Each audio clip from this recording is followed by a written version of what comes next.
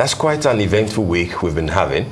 Back to the moment, it's time to turn our first guest, Ajuri Ngelale, journalist and senior special assistant to President Muhammadu Buhari on public affairs, for our earlier advertised discussion around the infrastructure legacies of the administration he serves, even as the ticking of the clock intensifies ahead of the 2023 general election. We will also try to bring the general topic of the government's performance in other key areas to the fore as we go along with the interview. Good morning, Ajuri. Good to have you join us today. Good morning to you, my dear brother, and of course, good morning to Abi. It's truly a privilege to be with you this morning. All right, thank you so very much. It's barely a month to the start of the campaigns for next year's election. 5 or thereabout, 5.5 months to the election itself, and just about 9 months remaining for President Muhammadu Buhari to stay in office, after which he will have done good 8 years. From your own point of view, have you started constructing the legacies of the president? I know that infrastructure will probably be high on the scale, but then in terms of his general legacy, in going to 7.5 years of Muhammadu Buhari administration, how will you begin to construct the legacy that he will be remembered for?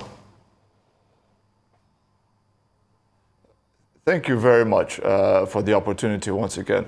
Let me just say that, I don't consider it my job to construct a legacy for President Muhammadu Buhari. I believe that the actions of President Muhammadu Buhari have constructed an enviable legacy for himself. And I'm going to be very, very specific this morning rather than speaking in generalities. If we talk about infrastructure, because we're going to have to break this down into compartments, in the infrastructure compartment, you're talking about a cross-sectoral spread of projects that can be verified by anybody, whether a citizen or whether it's a journalist, whoever it may be, across the board. I'm going to start with road infrastructure. Currently, we have about 200,000 kilometers, as you mentioned in your intro, 200,000 kilometers of road network in this nation. About 35,000 kilometers out of the 200,000 kilometers are the responsibility of the federal government of Nigeria. Another 35,000 kilometers are the responsibility of the state governments of Nigeria. And the bulk, making up about 130,000 kilometers of the road network in this country, are the responsibility of the local governments overseeing those particular roads. So you're talking about 16% of the total road network in Nigeria that is being administered under the Federal Ministry of Works and Housing under the federal government of Nigeria. Now, out of the 35,000 kilometers of federal roads in the country, we currently have about 13,000 kilometers of road in the country be under reconstruction as we speak.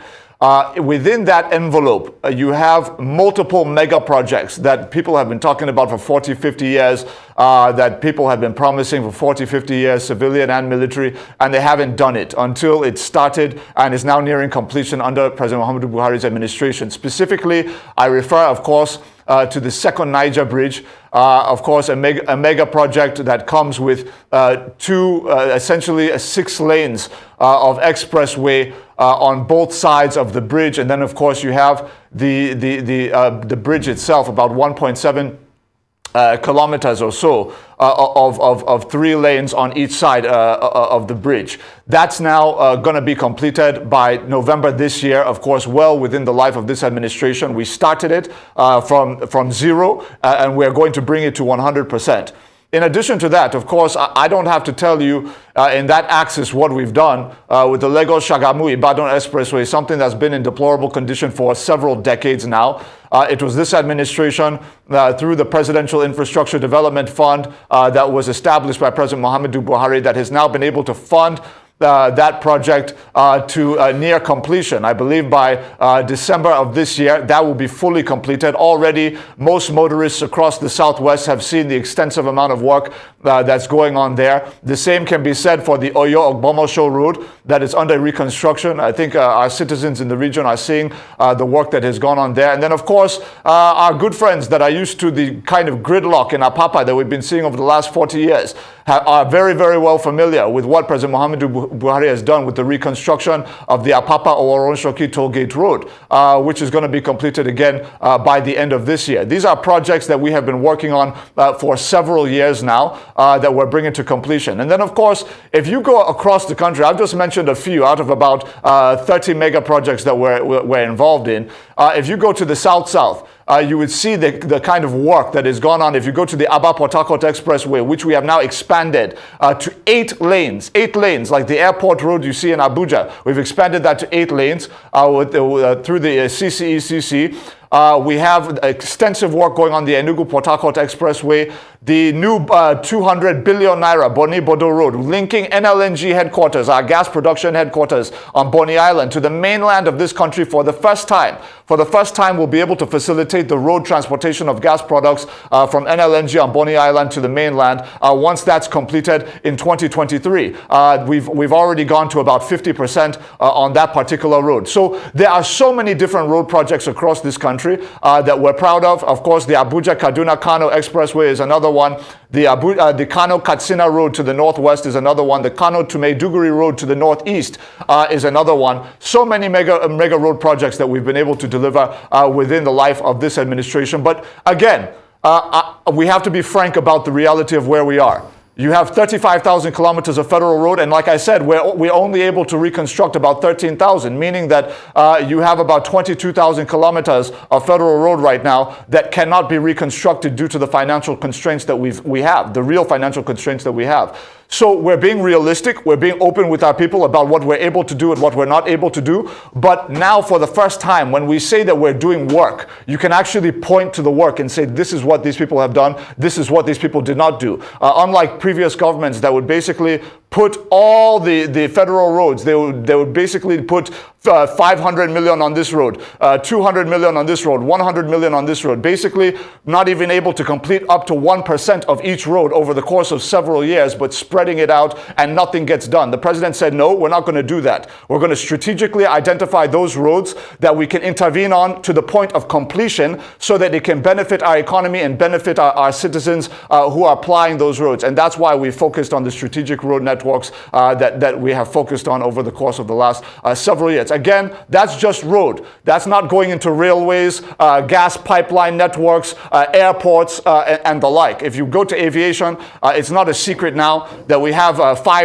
essentially 4 new international airports that have come up under this administration. The Port Harcourt International Airport was at about 11% when this administration came on board. We completed that in October 2018 after about 2.5 years of hard work on that. So Port Harcourt International Airport is there. We have a new cargo airport that we're constructing in Port Harcourt as well. If you go to Akanu Ibiam International Airport, as I speak to you, that's at about 91%. That's going to be completed over the next few months. That was also inherited at about 10% completion. Of course, we completed Abuja around 2018, and then we just opened up the new Murtala Mohammed International Airport, Lagos, that we inherited at about 20%. We brought that to completion, of course, over the last few months. And then Aminu Kano International Airport in Kano is already open for traffic, but we're going to commission it officially over the next few months. Another airport that we inherited at about 10%. So there's a lot that has gone on. If I go into ports, we can do that. If I go into railways, we can do that. I think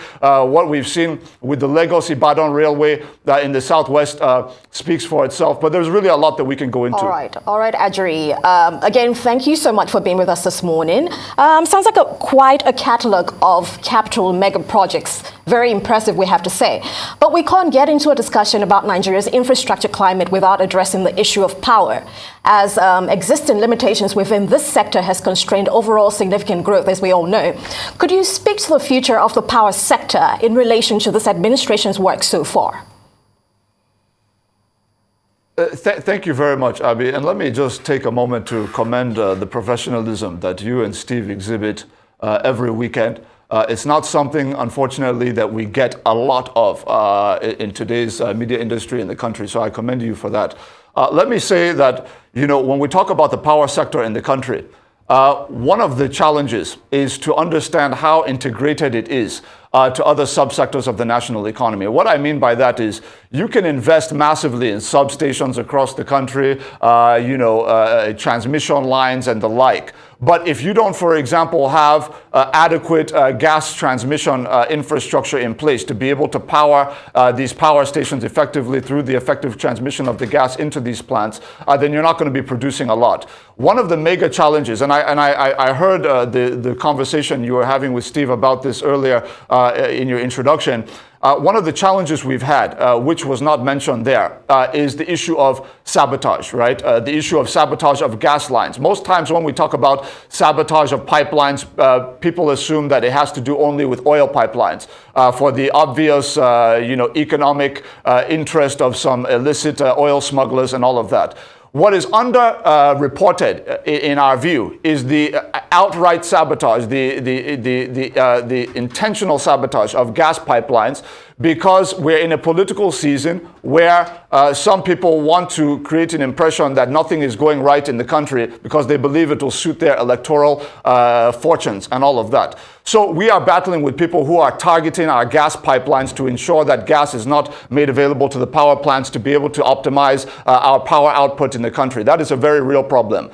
What the minister was referring to a few months ago is the fact that if you look at where we were a few months ago with constant blackouts, compared to until this most recent strike action, of course, which is a man-made issue that can be quickly resolved, we had a situation where we were able to recover most of the power deficit that we had fallen into as a result of the gas pipeline sabotage. Now, when we talk about the investments that have been made, there are a few very important things that I think I should mention here.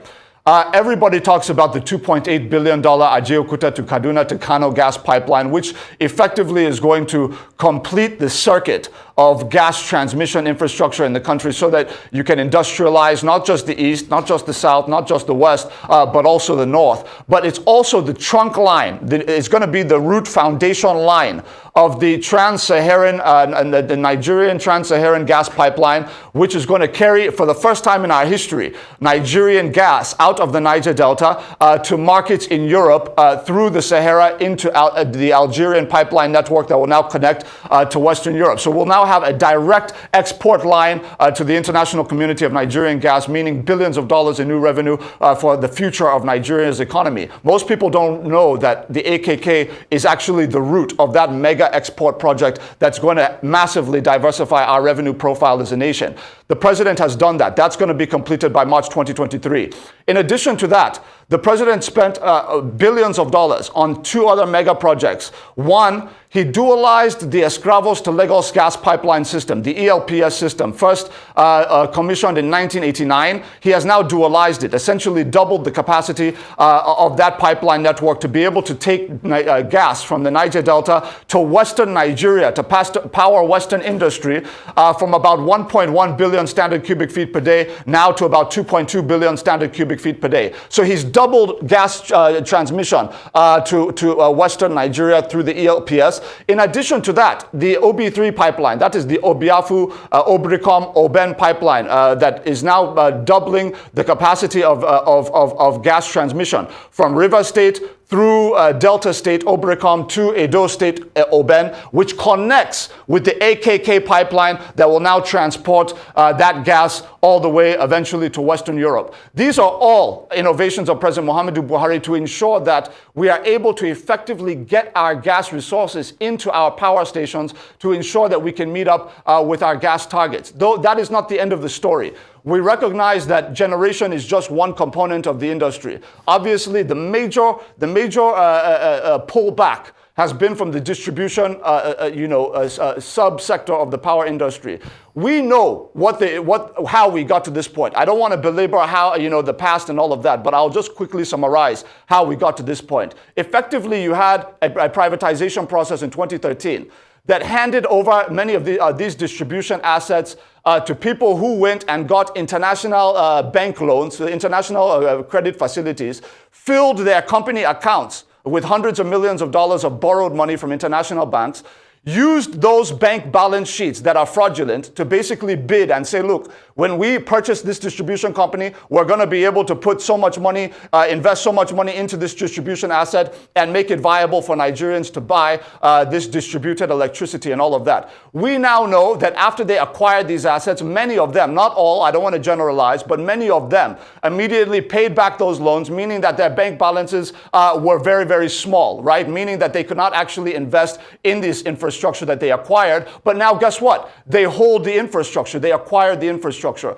So now what we've had to do over the course of the last several years is the federal government of Nigeria, through the Nigerian Bulk Electricity Trading Company, has had to basically bail out these distribution companies that should have never had the assets in the first place, some of these owners, by basically giving money, we're talking billions of dollars, paying billions of dollars through NBET, to the generation companies for power they're generating, but is not getting into the homes of Nigerians because distribution companies have not had the infrastructural investment to be able to distribute that electricity from the generation companies into the homes and businesses of Nigerians. What we've been able to do gradually over the course of the last 6 years is gradually bring down the billions of dollars that NBET is having to pay the generation companies by creating a new mechanism of payment, of revenue collection on behalf of the distribution companies through the Central Bank of Nigeria and the deposit money banks in the country, so that customers are now paying into, instead of some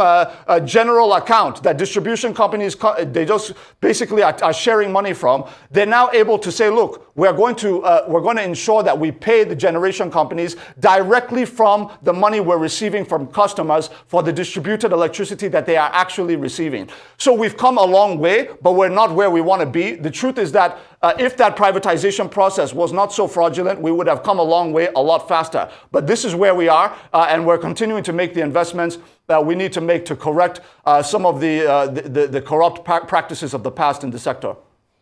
All right, Ajuri, I mean, thanks for being very elaborate and specific. But then infrastructure sounds like a euphemism for brick and mortar. And you know what the standard bearer of APC once said in Lagos, that performance is not measured alone by brick and mortar. So my point to you is, how much of this can your party run? How well can you campaign? Can the party campaign? Can the standard bearer of the party use the infrastructural landmarks of the Buhari administration to campaign at a time that people are basically struggling to stay alive and struggling to live well?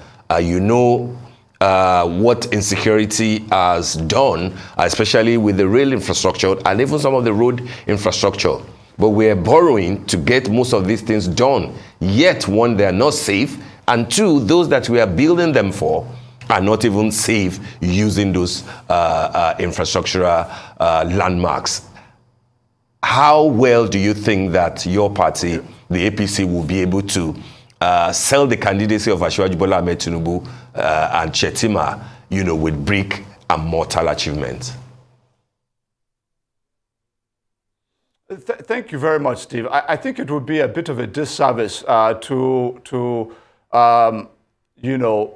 contextualize the achievements of this government in the term brick and mortar. It goes much more. It goes much deeper than that. Let me say that the way that I like to tackle issues is from a nationalistic perspective. I try to stay away from the APC, PDP, ABGA, Labour Party, political partisanship and all of that. I know it's the popular thing for government officials to do. It's not really my thing. I like to focus on what is good for the nation and what is not good for the nation. With that said, I would say that if you look at the option that it will confront Nigerians in this next election, I think it's very obvious that you're looking at two major parties with two major candidates that effectively are going to lay out their records and their programs for the country to decipher between. And I believe one candidate has a record of what they have done and what they can point to in a place like Lagos State, which obviously we know the economy of Lagos State is greater than most African nations. We know what Lagos State used to be in terms of security with crime infestation, what it used to be in terms of poor revenue generation, what it used to be in terms of decrepit infrastructure, and we know what it is today, 20 years following the administration of Asiwaju Bola Ahmed Tinubu in the state. So that's that. I think now if you look at the other side, the question is going to be, if you're the former vice president, when you're making promises to revolutionize Nigeria and turn Nigeria into the place where he lives 90% of his time, which is Dubai, if you're making those promises, Nigerians are rightly going to ask, what have you done to show that you can deliver on what you're promising? And I think what they're going to look back on in the Obasanjo administration is the privatization exercises which he oversaw, which saw the sale of, for example, the $1.2 billion Delta Steel Company for $30 million.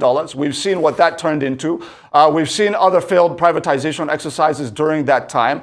So there are a lot of things that Nigerians will assess. But let me stick to the question you asked, which is about the notion of whether brick and mortar will be enough.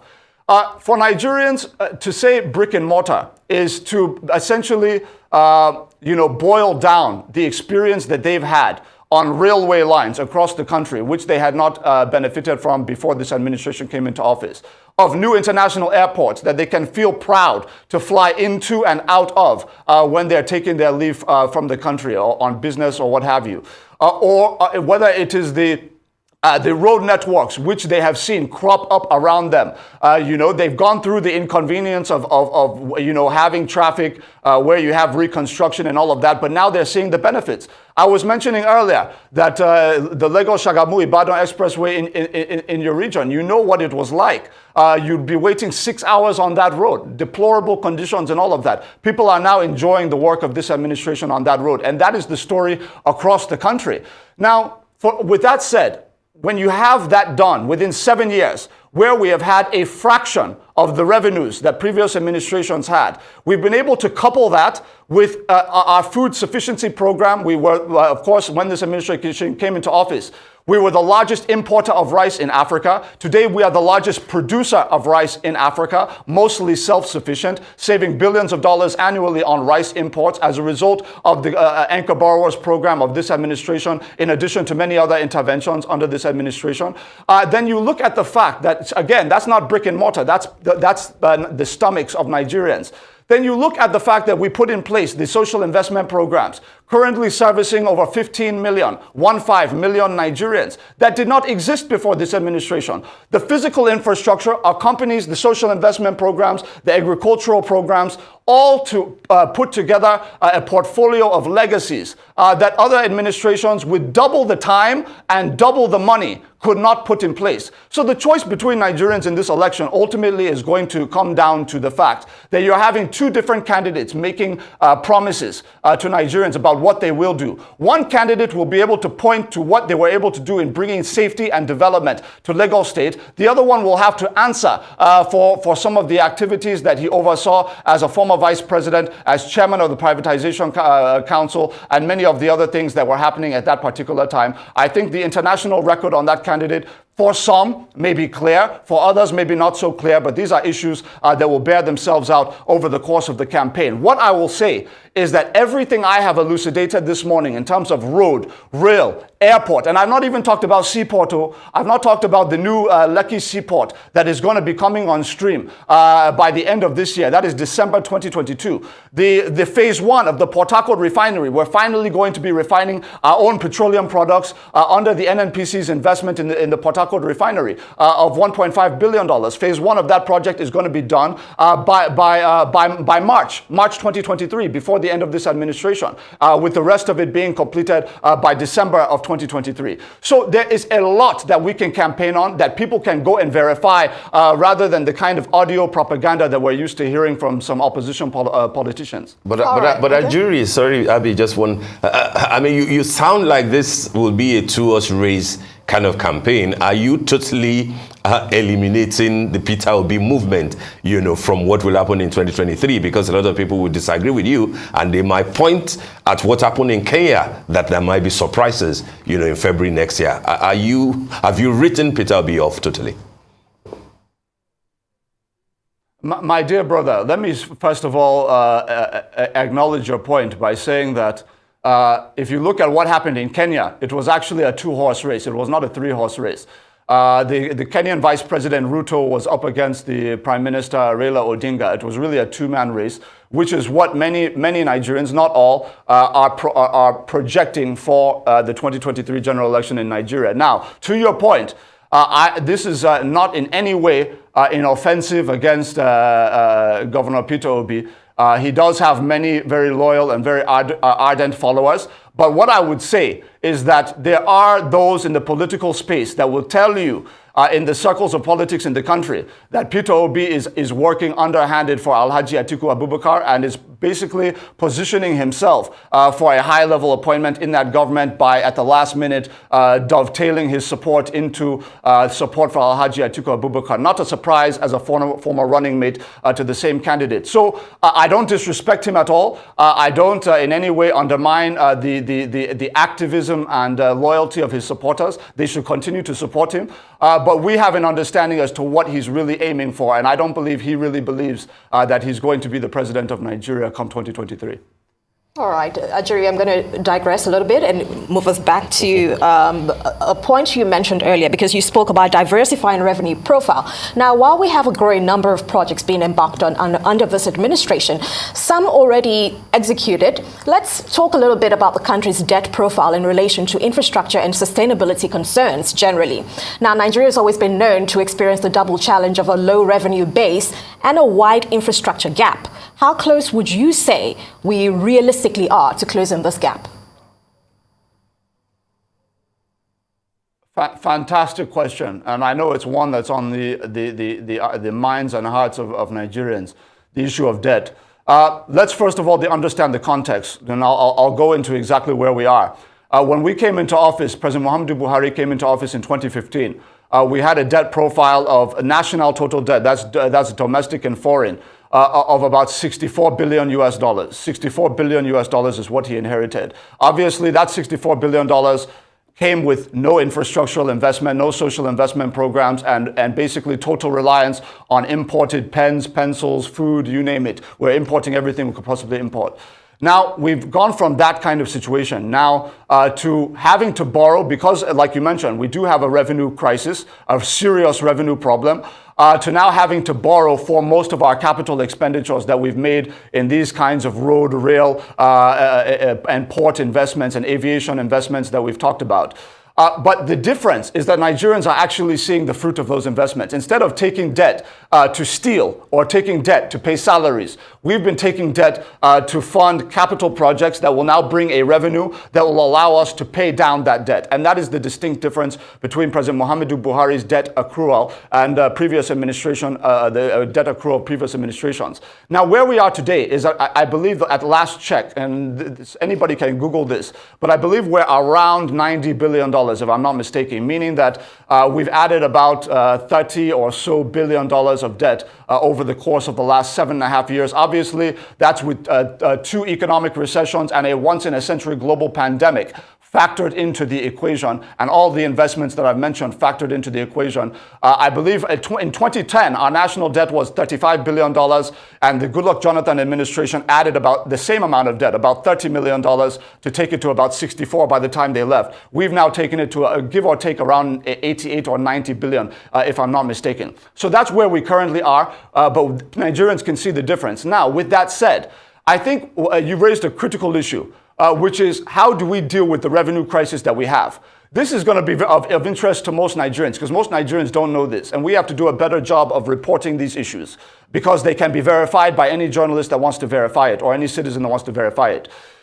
As of 2015, my dear sister, in this country, just imagine this, from 1960 to 2015, that is 55 years of national development. Within that period of 55 years, we were only able to accrue 13, that is 13 13 million taxpayers across the Nigerian Federation in 55 years. That is the best we could do. 13 million taxpayers as of 2015. As I speak to you today, we have moved from 13 million taxpayers in 2015 to over 35 million taxpayers in Nigeria today. That is a tripling in the last 7 years because of the innovations brought by President Muhammadu Buhari's administration in terms of the automation and ease of tax payment and processing processes that have been put in place under this administration. We talk about brick and mortar, road, rail, airport, seaport, and many of these hard infrastructural interventions under this administration. Of course, I don't think if you add all the previous civilian and military administrations together, probably you get 30% of what President Muhammadu Buhari has done in that regard. But we go beyond that. We go into soft infrastructure. What are those soft infrastructure we're talking about? We're talking about regulatory reforms. Nigerians should ask the question, why was it that the World Bank named Nigeria top 10 most improving nation in the entire world in the ease of doing business 2 out of the last 4 years? The reason why they did that is because they came into the country and contacted and did their audits of all of the regulatory reforms. For example, at the CAC, we know anybody applying for business name registration before this administration, you'd be spending up to 3 months in that process, probably having to pay a bribe to somebody to expedite it, and all sorts of manual paperwork. We have automated that. Now you're able to get your business name within 48 hours through an automated process. In addition to that, our tax collection system, you can go online and pay your taxes. You're not having to stand in some tax queue in one sweaty office where the AC is not working. You sit in the comfort of your home on your app, on your smartphone, on your laptop, or on your iPad, and you pay your taxes. We have been able to put in place judicial reviews in Kano and Lagos High Courts, for example, to now introduce things like small claims courts, where you can now mediate quickly and get settlements instead of going in through a months-long judicial fight that is time costly and financially costly to those involved. These are the things that the World Bank came in and identified and said, you know what, Nigeria is actually serious about attracting investment and doing business. Now, does that mean that we don't have room to grow? Absolutely not. We have a long way to go. Whenever you start from a major deficit, whether it's hard infrastructure, social investment, or soft reform, soft infrastructure, you have a deficit. So you have to work your way out of the deficit before you even get to ground zero and start building on top. What we have done is we have verifiably started digging out of the pit that these people put us in, and they want to put us back into. And now we're going to try and build on top of the ground that we have now been able to build up to. So this is where we are. All is not yet well. We're not trying to deceive people into thinking all is well. But what we're saying is that we have made verifiable, targeted interventions across sectors, soft, hard, social investment, agriculture, you name it, and we're moving in the right direction. And we're going to continue to work very hard to ensure that Nigerians are able to get us to the end of the agenda, of the change agenda that President Muhammadu Buhari promised our people. All right, Ajuri, before we let you go, because we are actually running out of time, just a quick one from me. I know that there will be pass marks here and there from what you have said, especially in the areas of, infrastructural development, both the hard one and the soft ones. But then no administration does it all. Where do you think that President Muhammadu Buhari could have done better? In all the more than 7 years that he has spent? Will it be in the administration of, the oil industry, for example, the subsidy regime, which, as we understand, by June next year, when we will have left office, the subsidy might be removed? Or will it be in the manner in which he has handled insecurity? It is only now that his body language seems to support the fact that you can actually wipe out, go all out against the terrorists. Which key area do you think that the president could have done better? Very briefly. Thank you for this question, Steve. Well, let me say on the insecurity question, it's not only now that President Muhammadu Buhari has gone all out. If you recall, and I think this has been totally muted in the media in this country, is the fact that in 2021, that is last year, we knocked off the top 2 threats to this country in terms of the fight against insecurity. We took off the battlefield Abu Musab al-Banawi of ISWAP, and we also took off the battlefield Abubakar Shekau, who was mocking previous presidents openly, that you can't do anything to me, right? Both of them are no longer on the battlefield because of the interventions of President Muhammadu Buhari's administration, of course, as with the president as commander-in-chief. Now, do we have a lot of work still to do? Absolutely, particularly with regard to the bandits. The president has been clear that we cannot simply, when you have several innocent hostages in a forest, we cannot simply afford to go in and mow everybody down and be killing innocent Nigerians that were kidnapped. You have to work very tactically, and you have to work sensitive to the realities of the situation you're confronted with. Not speaking to the fact that we're also working with Western partners that we are getting these advanced defense systems from, that are also watching how we're handling the issue of human rights and casualties. So if you end up over the medium and long term diminishing your ability to fight against the threats against your country, if you are, seen as killing innocent Nigerians who might be in harm's way while dealing with these threats. So it requires a very tactical approach, which is what we have put in place. Now, with all of that said, if you ask me where I think we could improve, I think there's no doubt about the fact that in any government, you're going to have good eggs and bad eggs. You're going to have excellent people, and you're going to have very mediocre people.